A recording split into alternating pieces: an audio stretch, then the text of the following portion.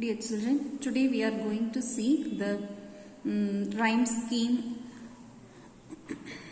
rhyming words and poetic devices of the poem Stopping by Woods on a Snowy Evening.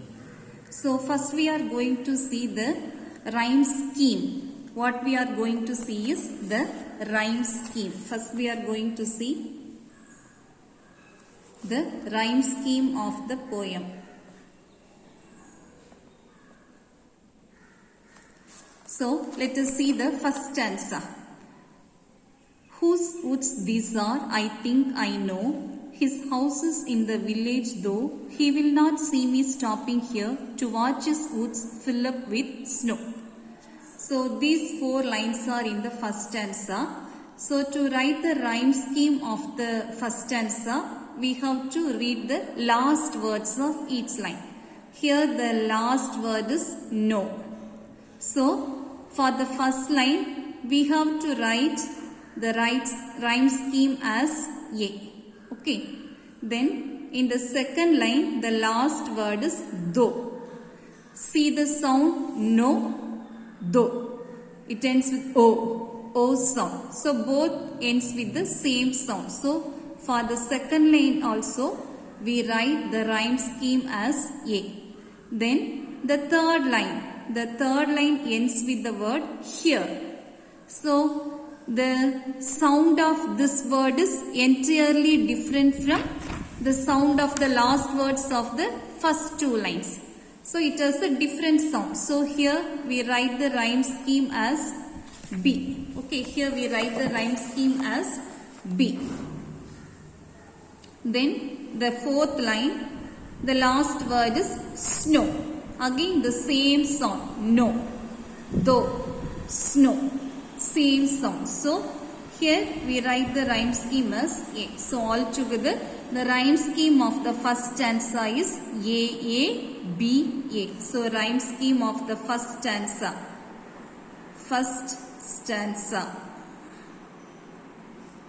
A, B, A. Okay, rhyme scheme of the first stanza is A, B, A. Then we will see the second stanza. My little horse must think it queer to stop without a farmhouse near, between the woods and frozen lake, the darkest evening of the year. So in the second stanza, the first line ends with the word queer. Okay. The second line ends with the word near. Same sound. Queer, near. So we can write A. Then the third line, the last word is lake. It has a different sound. So here B. Then the last line year. Queer, near, year. Same sound. So A. Okay. So A, B, A. So for the first stanza, A, B, A. Second stanza, A, B, A. Then the third stanza, see here, first line ends with the word shake.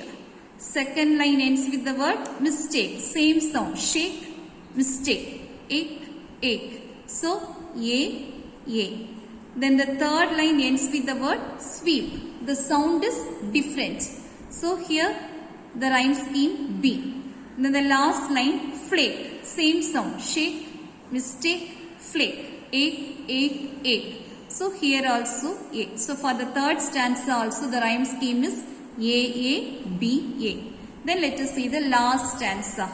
The last stanza, first line, the woods are lovely, dark and deep. The last word is deep. So here we write A. Then the second line, the last word keep. Same sound, deep, keep. So here also A. Third line, last word sleep. Same sound. Fourth line, last word sleep. Same sound. So for all the four lines we have A. So for the fourth stanza, the rhyme scheme is A. First stanza A, B, A. Second stanza A, B, A. Third stanza A, B, A. And for the fourth stanza, the rhyme scheme is A. Okay. Next we are going to see the rhyming words. Rhyming words means if the last words of the lines have the same sound, then they are rhyming words. Okay, see here, no, snow. These two are rhyming words. Near, ear. Okay, rhyming words. Shake, mistake, flake. Same sound.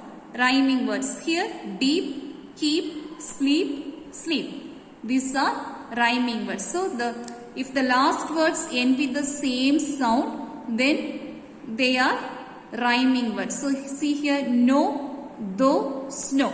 No, snow. It is different. Okay, so no, snow. Rhyming words. Then queer, near, ear. Rhyming words. It has different sounds, so it won't come. Then shake, mistake, flake. Then here deep, keep, sleep, sleep. So if you are asked to write pick out the rhyming words from the last stanza, if the question is like this, you have to write the answer like this. Pick out the rhyming words from the last stanza. Then you have to write rhyming words. Deep, keep, sleep and sleep. Okay, rhyming words. So next we are having in this poem you are asked to find a personification, repetition and imagery. Okay, so before going to see personification, first we will see simile. Simile means it is a comparison made between two objects of different kinds which have same resemblance. Okay, so here in simile we have the words like, as, such words come in simile. Okay, simile. This is open comparison. Simile, open comparison. Okay, it is a comparison made between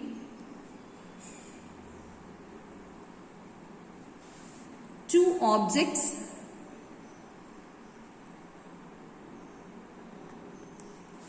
of different kinds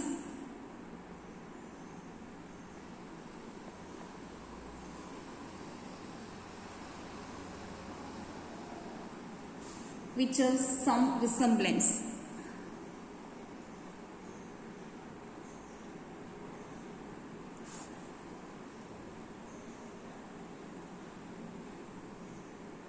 And here it is introduced by a word of comparison. A simile is introduced by a word of comparison. The words are such as like, as, so as. Okay, these are the words of comparison used. Okay, so a simile means it is a comparison made between two objects of different kinds which have some resemblance. It is introduced by a word of comparison such as like, as and so as. Okay, then we have metaphor.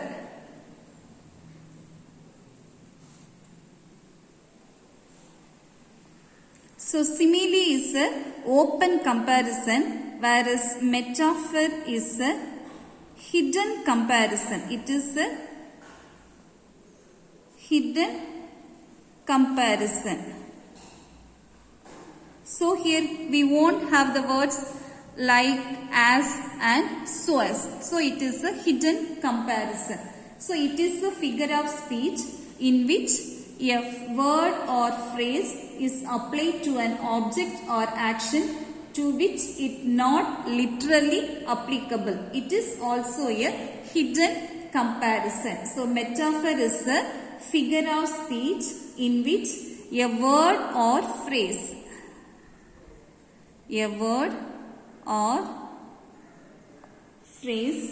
is applied to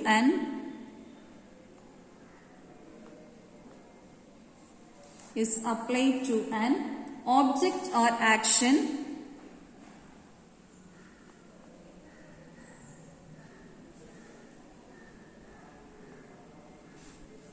to which it not literally applicable.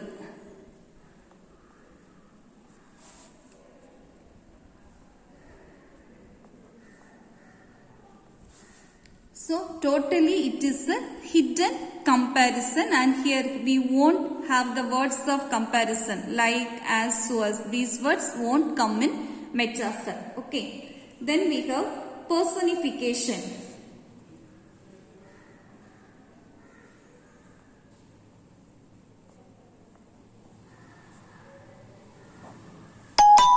So personification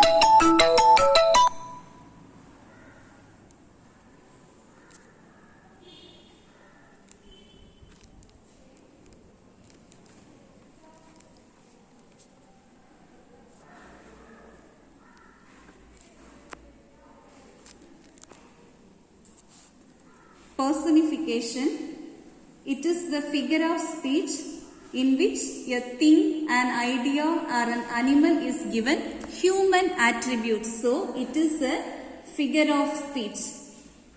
Personification is a figure of speech in which a thing,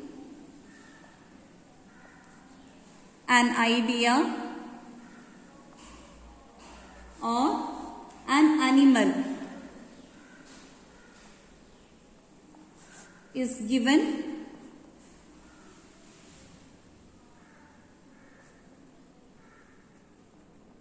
human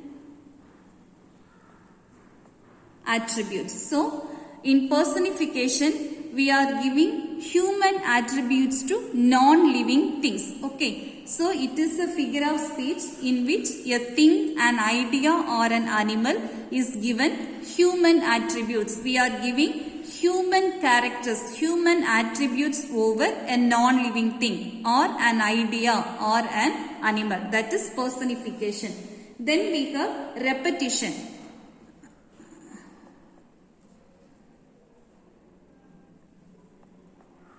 So repetition means, so in some poems the poet often repeated some words or phrases or lines, and sometimes even a whole stanza at intervals to create a musical effort, to emphasize a point, to draw the reader's attention. Okay, so in some poems the poet often repeats words or phrases. In some poem the poet often repeats some words or phrases, lines, and sometimes even a stanza, whole stanza, a whole stanza.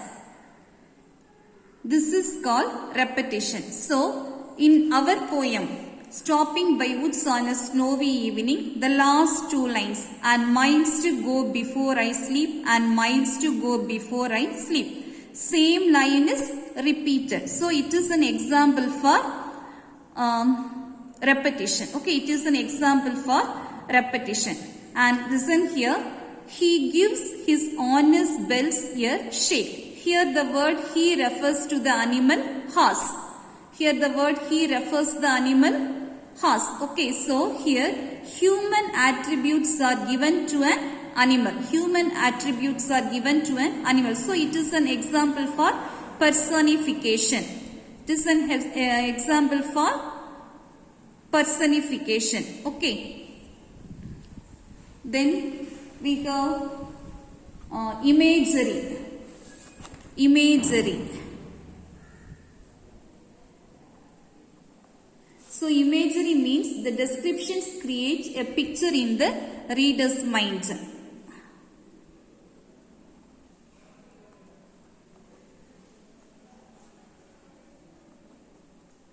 The description creates a picture in the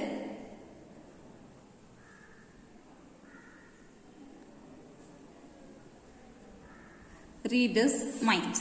So it is imagination of the poet. Actually it is the imagination of the poet. So the words described by the poet creates a picture in the reader's mind. Okay, so in this poem we have imagery. So we have to watch his woods fill up with snow. So this line gives the picture in our mind. Okay, woods fill up with snow. All the trees, the forest covered with snow. So it is an example for imagery.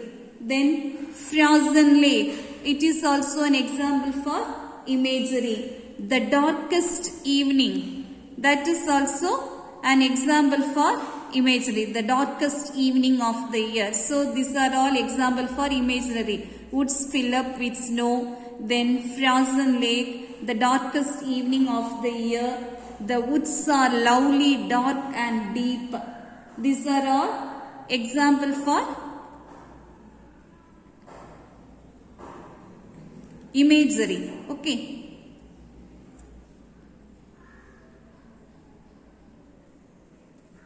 Easy wind and downy flake. These are all examples for imagery. So again we have alliteration in this poem. We have alliteration in this poem.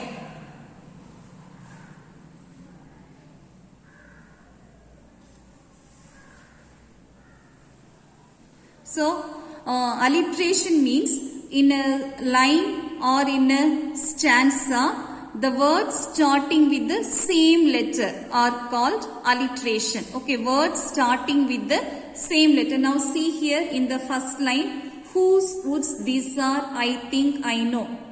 W, W. Two words starting with the same word. So if you are asked pick out the words with alliteration means you have to write whose woods. Okay, so pick out the words for alliteration in the first line. If you are asked the question like this, you have to write whose woods. You underline this W, W. Okay, this is an example for alliteration. Then to watch his woods fill up with snow. Watch woods. Both the words start with the letter W. So this is also an example for alliteration. Okay, so actually this is repetition of the same consonant sound. Repetition of the same consonant sound. Okay, so alliteration means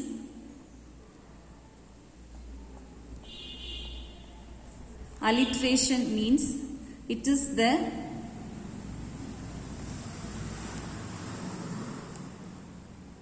repetition of the same consonant sound in successive or nearby words.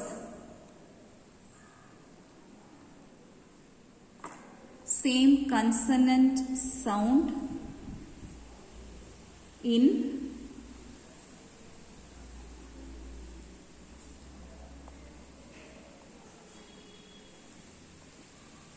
successive or nearby words. Okay, so whose woods, W, W, consonant sound. Okay, so this is an example for alliteration. Then watch woods. Okay, like this. So today we have seen how to write the rhyme scheme of the poem, then rhyming words, then simile, metaphor, personification, repetition, imagery and alliteration. Okay. So hope you have understood these poetic devices or figure of speech. Okay children. Thank you children.